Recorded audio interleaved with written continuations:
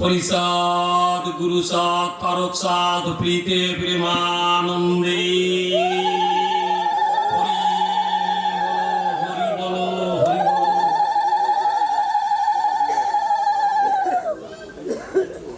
আমি আজকে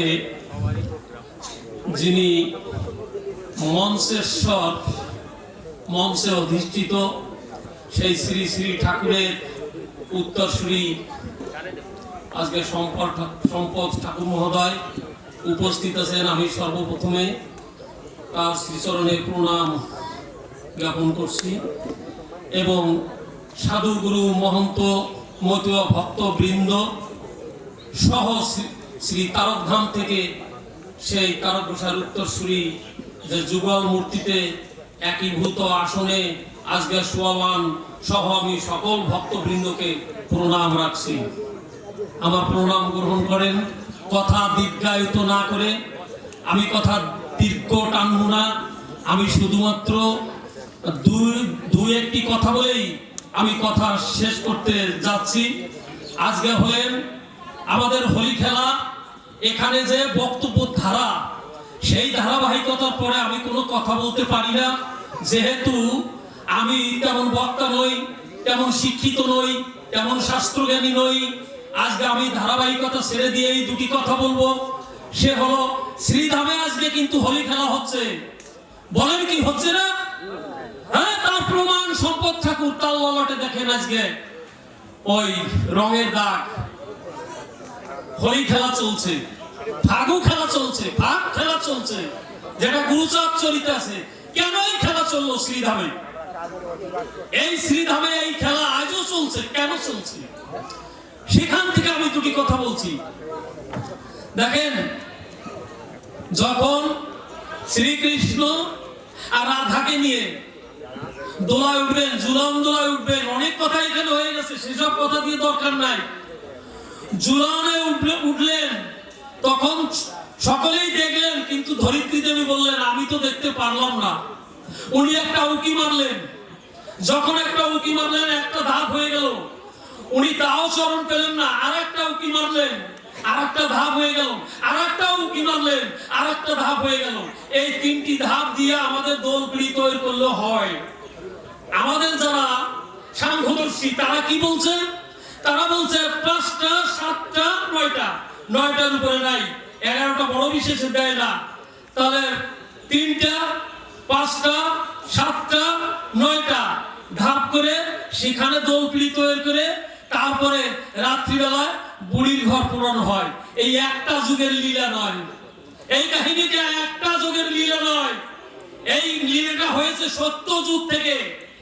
আপনারা যাকে হিরণ্যকশিপু দেখেছেন, এই হিরণ্যকশিপুর স্ত্রীর নাম কয়াদু। এই কয়াদুর 4টি ছেলে ছিল, আয়ুলাদ, হলাদ, সংলাদ, প্রহ্লাদ, এবং একটা মেয়ে ছিল হোলিকা। যখন শ্রীকৃষ্ণ কদম বৃক্ষের ডালে ছিল, এত সংক্ষেপে এত বড় গুড় রহস্য বলা যায় না, তারপরে আমার চাইতে অনেক শাস্ত্রজ্ঞানী এখানে, তারা বুঝবেন।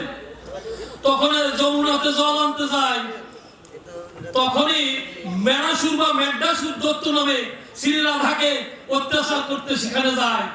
তখন কোথায় তুমি প্রাণেশ্বর, এসো আমার বিপদের সময়। তখন শ্রীকৃষ্ণ স্বপ্ন ধারণ করে ওই মেরাসুরকে যখন বধ করে দেয়, বধ করে দিলে পরে তার গায়ে যত রক্ত ছিল সেই রক্তকে ফাগু রূপে যারা ওইখানে তারা খেলা খেলায়। সেই খেলা অনাদিকালের খেলা আজও হয়ে যায়। সেই খেলা কেন? এই রক্তের খেলা, এই রঙের খেলা কেন শ্রীধামে ওই বৈষ্ণবের বাড়িতে হয়? কথা মিথ্যা নয়। কেন রক্তের খেলা ওই বাড়িতে হয়? রক্তের খেলা হলো আজকে কেউ বলছেন যে গুরুচাঁদ ঠাকুরের 179তম জন্ম জয়ন্তী। আবার দেখেন একখানা গ্রন্থ শ্রী হরিগুরুচাঁদ চরিত্র সুধা, সেখানে কি লিখছেন? কথা লিখছেন 1251 সালে বিচরণ তার জন্ম কাহিনীটা লিখলেন। কার? গুরুচাঁদ ঠাকুরের, যিনি একনিষ্ঠ ভক্ত ছিলেন, বিচরণ পাগল, তিনি লিখলেন 1251 সাল। ডাটা কালেকশন, যিনি একজন লয়ারম্যান মহানন্দ হালদার বাবু তিনি লিখলেন 1253 সাল। করছেন আপনারা কোন সমাধান? অত বড় বিশ্ব বিজয়ী মানুষ, তার জন্ম তারিখটা 2টি দিনে উদযাপিত, যদিও ভক্তরা সেরকমের হতো করত, কিন্তু তা করে না। কেউ এমনি ভাবে করে, কেউ অমনি ভাবে করে। আজকে গুরুচাঁদ ঠাকুর চক্ষুষ্মান ঘটালেন জাতিকে না, সমগ্র মানুষকে। ওই তিনি যেমন স্কুল প্রতিষ্ঠাতা করেছিলেন, শুধু নম্বরও পড়ে নাই, সেখানে কায়স্থ, ব্রাহ্মণ, মুসলমান সমস্ত কিছুই তিনি পড়েছেন, সেই স্কুলে পড়েছেন। শুধু ভক্তবৃন্দ, তিনি আর একটা কর্ম করলেন। তিনি কি কর্ম করলেন? গুরুচাঁদ চরিতে একটা কথা বললেন, যদিও নবকুলে জন্ম আমার, তবু আমি নহি নমর একা। ও নম, তোমাদের একার না আমি। আমার গুরুচাঁদ বললে ভুল হয়ে যাবে, সারা বিশ্বের গুরুচাঁদ বললে আমি মনে করি সেটা সঠিক হতে পারে। আজকে অনেক কথাবার্তা হয়ে গেছে, যে সমস্ত কথাকে বেদকে উৎখাত করা হয়েছে, উপনিষদকে উৎখাত করা হয়েছে, গীতাকে উৎখাত করা হয়েছে, মহাভারতকে উৎখাত করা হয়েছে। আপনারা তো আমার চাইতে অনেক বেশি ভালো জানেন। পরিচয় রাজা যিনি, ওই স্বর্গের এক অশ্বরা তার সামনে হেঁটে যায়, ওই সময় ওই রাজার কিন্তু হৃদস্খলন হয়ে যায়। তা একটা পাতার পরে পড়েছিল, যখন পাতার পরে পড়ে রয় ডিম্ব রূপে তাকে দেখা যায়।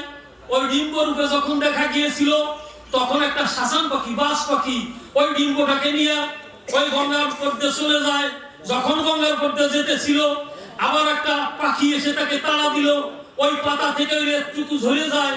তখন একটা বল মাছ তাকে গিলে খায়। যখন এই বল মাছে গিলে খেলো, ওই বল মাছের পেটের মধ্যে একটা কন্যার জন্ম হলো। ওই কন্যা যখন দাস রাজ ক্রয় করে কিনে নেয়, ওই বলটাকে কিনে নেয়, ওই বলটাকে যখন কেটে দিল, ওই বলের পেটের মধ্যে একটা কন্যা দেখতে পেল।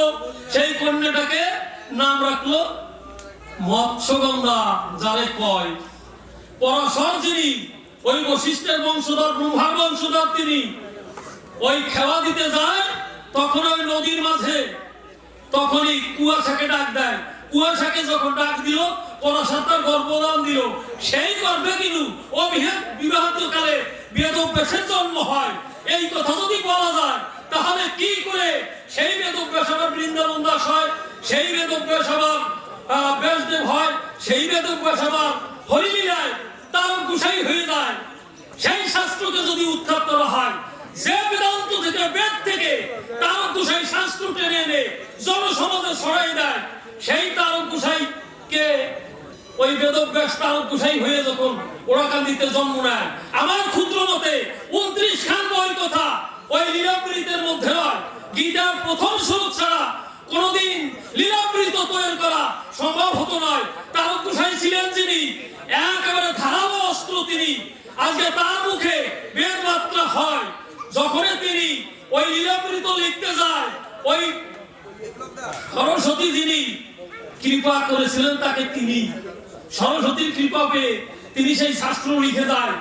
চৈতন্য চরিতামৃত যে গ্রন্থকান একেবারে ঠটস্থ, কণ্ঠস্থ, মুখস্থ ছিল তার বর্তমান, সেই চরিতামৃত যদি উৎখাত করা হয়, মতুয়া ধর্ম কোথায় দাঁড়ায়? আমি হব রামচন্দ্র, তুমি শ্রীনিবাস, দাদা নিত্যানন্দ হবে নরোত্তম দাস। এবেলীলা করে তিন প্রভু যাইয়ে খেত, শান্তদান্ত এবেলীলা বড়ই মধুর, শান্তদান্ত কৃপাবন্ত শ্রীহরি ঠাকুর। এখানে আমাদের সদ্য স্যার বলে গেছেন, চৈতন্য মহাপ্রভু অসমাপ্ত কর্মগুলি শ্রী শ্রী হরি ঠাকুর সমাপ্ত করার জন্য তিনি এসেছিলেন। দীনেশ চন্দ্র সেনগুপ্ত লিখছেন, আজকে যিনি মঞ্চের পরে আছেন সেই শ্রী শ্রী বাবা সতীপতি ঠাকুর, তিনি বলছেন, অবসায় হরি কি আলোচনা করো। চৈতন্য মহাপ্রভুকে দীনেশ চন্দ্র সেনগুপ্ত তার বইতে লেখা হয়, তদানীন্তন কালে ব্রাহ্মণেরা পিঠেই মেরে ফেলায়। তারক গোসাই যিনি ওই রসেশ্বরের বর্ণনা করেন, তিনি যে তিনি ওই দারু ব্রহ্মে মিলে যায়, গেরুয়া বসন্তের মুখের মধ্যে রয়। কোনটা হবে, হবে কোনটা, তার কোনো সিদ্ধান্ত নাই। দায়ভাগ লিখেছেন, আমাদের সম্পদ যখন বন্টন হবে, একখানা দায়ভাগ আর একখানা মিতক করা। গীতার একটা শ্লোকের বিশ্লেষণ করেন ওই আমি দেখেছি ভাগবত 64 জন পণ্ডিতে এক একটা শ্লোকের মীমাংসা করেছে।